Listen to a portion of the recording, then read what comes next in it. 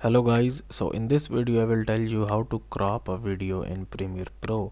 So it is very simple. First of all, you have to import your clip into the timeline here, and then in the effects search bar here you will search for crop, and you will find this effect here. So you will actually drag this effect and drop this effect onto your video file here, and if you see on the effects control of your video here, you will see this crop effect here. Okay, fx and then crop. So here you can see there are four different options here, which is left, which is this one, then top, then right side, and then bottom.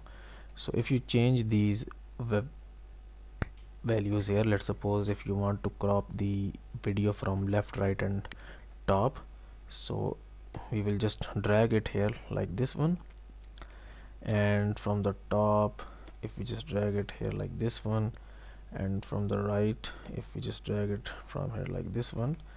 So now as you can see that you have actually cropped the video, and then you will actually just click on this zoom icon and it will be zoomed in.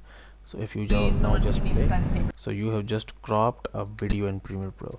So guys, if you find this video useful, kindly like this video and subscribe to my channel, and I will see you in the next video.